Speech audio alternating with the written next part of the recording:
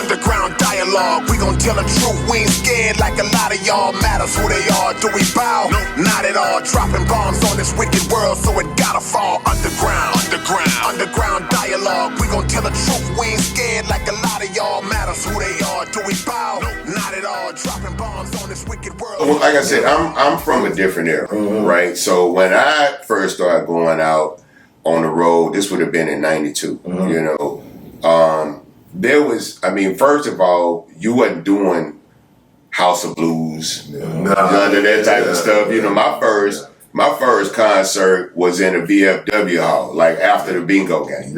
You know what I'm saying? We got paid $150 to spread between all three of us. Man, y'all got paid? And we were happy. And I'm talking about, we was happy to make that little money. You know what I'm saying? Because it proved that somebody preached. I mean, everybody been 15, 16 people in that little VFW hall. But somebody came and somebody wanted to hear the music and they paid to hear the music. And eventually we just kept doing more and more of it, believing in ourselves. And, you know, we were very, very blessed to come right behind the Geto Boys Mind Playing Tricks on me. You know what I'm saying? So that came in '91 and we come in '92. So they blazing the trail all throughout America. So they bring in Texas music, not just to the normal places we would normally target, like the Louisianas and the Mississippis and Alabamas and places like that. They going to Chicago, Detroit, Los Angeles, and Seattle, and all these kind of places. You know what I'm saying? And that's what I aspire to go. That's what I want to do. So, but we taking it a little slower. We ain't got the big national record yet. We ain't got the big funding behind us. So we just trying to go everywhere we can get into. But if we go to a radio station and we see that Geto Boys 8x10 glass on the wall, or we see that 8-ball of them JG 8x10 on the wall, all right, we in the right place. We in the right. That's how we would know we they laid a path. Yes, man. And they would leave breadcrumbs. You know what I'm saying? That's what them pictures was, and them signed posters in record stores and one side. That's breadcrumbs. Okay, you done made it this far. Keep going. Keep going. You're on the right path. You know what? You made me think. You part of a wave, the early wave of artists that were on that independent label, part of the independent label revolution that I feel like started right here, and just being on big time, and then you, of course, you advanced past that as time went on, man. We came from an era where we did try to shop our demos. That's what you're talking about. You from a different era, but we was not accepted. So that revolution to me came out of necessity, the fact that they ain't rocking with us. So we created something out of nothing.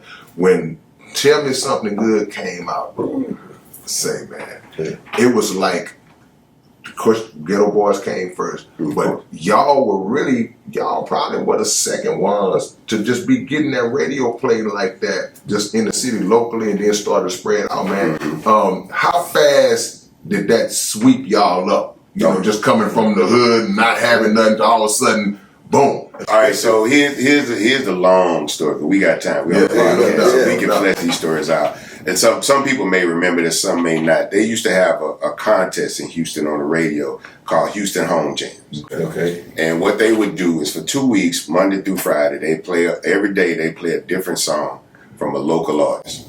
And at the end of the 2 weeks, whoever got the most people to call up and say they liked the record, they would get their record pressed up by, was it RPM? God, I can't get his name right now. It was a record company. Yeah, it was. It wasn't Steve Fournier and them. It was. Man, I can't think of it. But they had a contest, and if you won this, it was an RPM or BPM Studios. But you won the right to go record at the studio. That's show you how old I am. I don't remember this stuff no more. You would record at the studio, and they would put your record on the radio. You know what I'm saying? So we got in the contest. We got in on the last day. And we got more calls for Tim when we presented Tell Me Something Good. We got more calls than anybody else all the other days put together. Wow.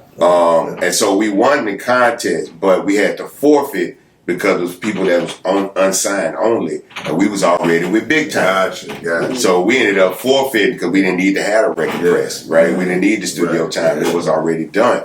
But they kept getting so many calls for the record that they actually, this is the first time, one of the few times this has ever really happened because it's really against protocol. You're not allowed to play a record on the radio that's not available for people to buy. Gotcha. right? That's the big thing about getting placed on the radio. But for like 4 days, they had to play Tell Me Something Good until the record came out the next week because people was calling for it every day. And man, it was just, it started happening so fast. Like I say, the first couple of shows was 150, but then as different DJs started getting the record to different DJs. Now we in Lake Charles. We doing show, we making a little bit more money. Then, you know, we eventually get that call to go to Strawberries. And in 92, 93, that's how you knew you made it in the South. You know what I'm saying? They used to have this club called Strawberries on the outside of Lafayette in a very, very small town. You basically was in the woods. You had to go down this very dark road with no lights on it and turn into a field. And it was a club in the middle of the field. And the club wouldn't open until about 2 in the morning. Yeah, I've been there. You know what I'm saying? So you know, you would literally go to Lafayette, go to all the other clubs or whatever and hang out. And after every club closed, everybody go to Strawberries. And so once you got to do a show at Strawberries, you really felt, okay, now we really doing something. You know what I'm saying? And just, you know, trying to really, you know, we wasn't making no bunch of money, so we wasn't really feeling ourselves in that way. But you know, for us, it was just about being seen and heard in those spaces where other people that we looked up to was being respected at. So and when we go to another city, to another club, and again, you know, you go to Strawberries, you see that picture in the back room, you see the black and white, nigga, it's our time. Open the door for it, you know. But it also, man, it taught us that we needed to learn a lot about the business.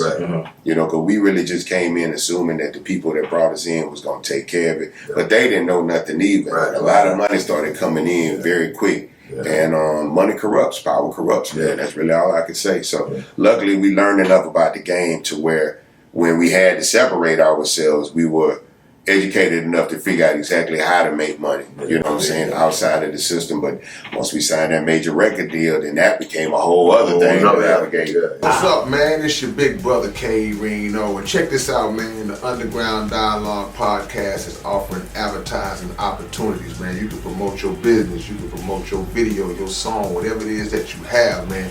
Reach out to us if you're interested in promoting on the Underground Dialogue Podcast. All you got to do is email us at undergrounddialoguepodcast@gmail.com. Get it.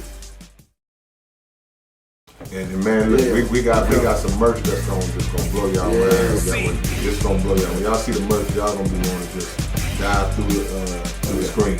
We got some coming for you, man. We building, man. We building. So watch that we grow already.